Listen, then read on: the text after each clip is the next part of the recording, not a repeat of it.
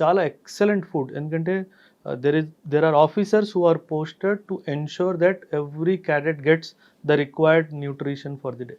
అచ్చా. మరి మీరు మిస్ అవ్వడానికి లేదు. మీ Hmm. కుర్చీ ఉంటుంది, మీ టేబుల్ ఉంటుంది, మీ చైర్ ఉంటుంది, మీ ప్లేట్ ఉంటుంది. మీరు మిస్ అయిపోతే అందులో క్రాస్ అవుతుంది. Then you have to give, దానికి పనిష్మెంట్ ఉంది. ఫుడ్ తినకపోవడానికి కూడా పనిష్మెంట్ ఉంది. ఫుడ్ తినకపోవడం కాదు, వేస్ట్ చేసిన పనిష్మెంట్. అది 100%. అది 100%. So you have to give an explanation why you did not come for a particular meal. అచ్చా. దానికి చాలా సివియర్ పనిష్మెంట్స్. ఒక మార్నింగ్ లేపుతారు, 4 o'clock లేపుతారు, సార్ రన్నింగ్ అన్నీ అవుతాయి. సార్ బ్రేక్ఫాస్ట్ టైం ఒక 40 minutes ఇస్తారు అనుకోండి. లేదండి, 15 minutes. లేదండి, 4 to 5 minutes. అంతమంది ఎలా తింటారండి? దట్ ఈస్ అంత పెద్ద డైనింగ్ హాల్ ఉంటుంది సార్. 2000 members కూర్చొని తినొచ్చు ఒక్కటే టైంలో అట్ వన్స్.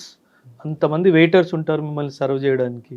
చాలా ఎక్సలెంట్ అరేంజ్మెంట్ సార్. అది బియాండ్ ఇమాజినేషన్, బియాండ్ ఇమాజినేషన్. కానీ ఒక్కొక్కసారి weekly once, monthly once barakhana ఉంటుంది అటు. ఇప్పుడు అది barakhana after the training sir. మనం యూనిట్కి వెళ్ళాక డెఫినెట్లీ అది barakhana is a informal gathering with the troops. అచ్చా. వాళ్ళకి ఏమైనా కష్టాలు ఉంటే మాట్లాడడానికి. So barakhana is basically troops. ఎందుకంటే నార్మల్గా unit life is very strict sir.